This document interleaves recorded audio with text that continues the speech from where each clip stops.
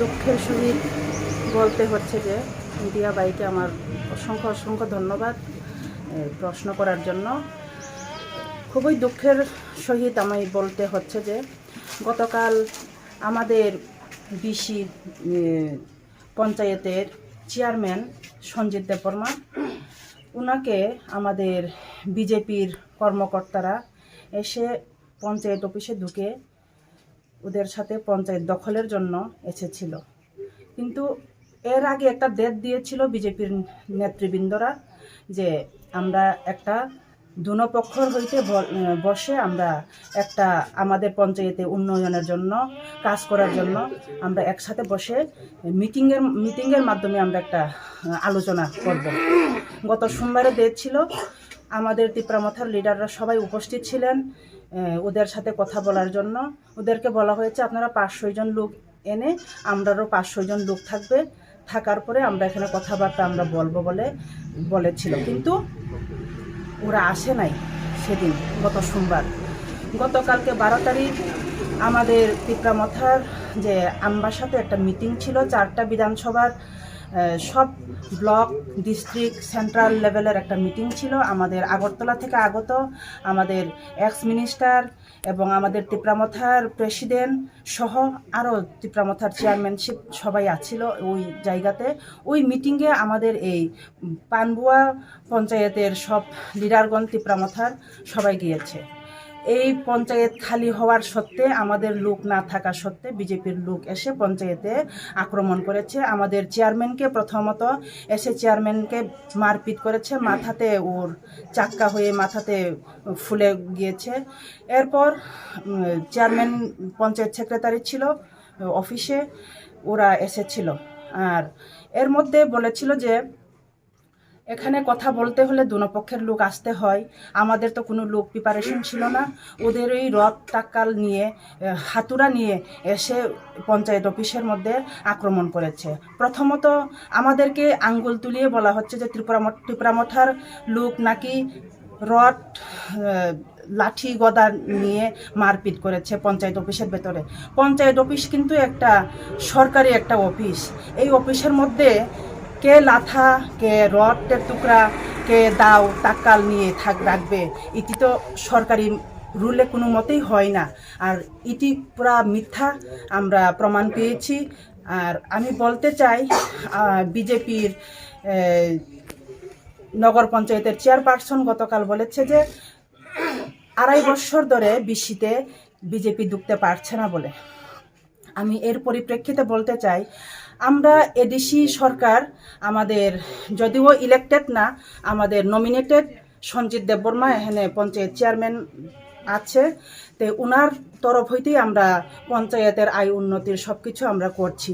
কিন্তু এখানে ruling government 2023-এ সরকার আসার পর ওরা এসে এখানে একটা হাঙ্গামা তৈরি করতে যাচ্ছে। তাই আমাদের অনুরোধ থাকবে, আমরা চাই এখানে সব জনসাধারণ যাতে উপযুক্ত প্রাপ্য, সরকারের প্রাপ্যগুলা পাক, আমরা তাই চাই। তাই ওদেরকে এখানে ইলেকশনের মাধ্যমে যাতে হয়, ইলেকশন না হওয়া অবধি আমাদের এডিসি নির্বাচনের যে নমিনেটেড চেয়ারপারসন, ওনার মাধ্যমেই আমাদের কাজ চলবে পঞ্চায়েত। আর এখানে ব্লক লেভেল হইতে বিএসি চেয়ারম্যান বা বিডিও অফিসের বিডিও সাহেবের যে সিগনেচারের মাধ্যমে এখানে আমাদের বিসি চালাতে পারবো না, আমরা তা মেনে নেব না। কারণ এডিসি এরিয়া এখনো আমাদের হাতে আছে, এডিসি সরকার, এডিসি গভর্নমেন্ট। তাই এডিসি আমরা আমাদের হাতেই আমরা রাখতে চাই।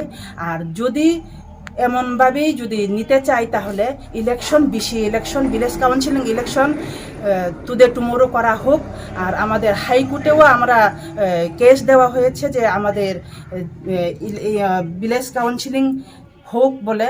তাই আমরা দাবি থাকব ত্রিপুরা গভর্নমেন্টকে, বিজেপি সরকারকে, যে যাতে আমাদের ভিলেজ কাউন্সিলিংটা যাতে তাড়াতাড়ি শীঘ্রই হয়। তাই সবার কাছে আমার অনুরোধ রইব, আর ত্রিপুরা সরকারের তরফ হইতেও আমি অনুরোধ রাখলাম। ধার্য করা হচ্ছে আমাদের তরফ হইতে এখনো কোনো কেস করা হয়নি, কিন্তু আমাদের কর্মীরা গতকাল প্রথমত মারপিট হওয়ার কারণ হলো আমাদের চেয়ারম্যান আর মহিলা 2-3 জনকে এখানে তালা বেঁধে রাখা হয়েছিল পঞ্চায়েত অফিসের ভেতরে। পঞ্চায়েত সেক্রেটারিও ছিল, উনি প্রমাণ দেবেন। পঞ্চায়েত সেক্রেটারি দুনো পার্টির পক্ষ হইতে থানাতে কেস ফাইল এফআইআর করেছে, কিন্তু আমরা ত্রিপুরামথা হইতে এখনও কেস ফাইল করিনি। কিন্তু আমরা এখানে শুনতে পেরেছি যে বিজেপির তরফ হইতে যে কেস ফাইল করেছে, তাহলে আমরাও বসে থাকবো না, আমরাও কেস এফআইআর আমরাও করতে যাচ্ছি। কতজন আহত হয়েছে এই ঘটনায়? আমাদের ত্রিপুরামথার 8 জন লোক আহত হয়েছে। এখন তারা কি রকম পরিস্থিতি? এখন ওদেরকে আমরা নিম্নতর ট্রিটমেন্ট করে এখন যার যার বাড়িতেই আমরা রাখা হয়েছে, একটু সরিয়ে রাখা হয়েছে। কারণ এখানে খুব প্রবলেম দেখা যাচ্ছে যে না, গতকালকে রাত্রে যেমন তপন দেববর্মা নামে একটা আমাদের ত্রিপুরামথার নেতৃত্ব, যে ওকে কাটিয়ে কুবিয়ে মারা হবে, মারার পর ওর মাংস দিয়ে মদ খাওয়া হবে বলে এখানের জনসাধারণরা বলেছিল।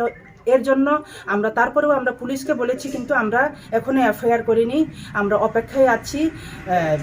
এর মধ্যে ওরা আমাদের ত্রিপুরামথার তরফ হইতে কেস দিয়েছে, 6 জনের নাম দিয়েছে বলে আমরা শুনতে পেরেছি। তাই আমরাও আমাদের স্টেপ নেব বলে আমরাও চিন্তা ধারণা করেছি।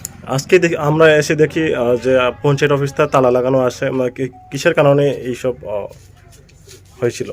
গতকালকের ঘটনার কারণে পঞ্চায়েত অফিসটা তালা মারা হচ্ছে। এইখানেই তো সিকিউরিটি আছে, তারা সিআরপিএফ বসানো হয়েছে, তারপরেও কেন বন্ধ? অফিসার কেউ আয় না, বা জিআরএস একজন সম্ভাবনা আমরা দেখছি নোটিশে জিআরএস জিওটেক করতে যাচ্ছে, শুধু একজন দিয়েই তারা কি পরিচালনা করছে সরকার? আমি খুবই দুঃখিত এর জন্য। তাই সরকারি কর্মচারীদের কর্তব্যরত, যাতে এখানে প্রশাসন যেহেতু আছে, সিআরপিএফ যেহেতু আছে, ওরা যাতে এসে এখানে যার যার অফিস ঠিকমতো চালাতে পারে, তাই আমি অনুরোধ রাখবো সব কর্মচারীদেরকে এসে যার যার দায়িত্ব পালন করার জন্য। তাই গতকাল আবারও আমি বলতে চাই, আমাদের লোক খুবই কম ছিল।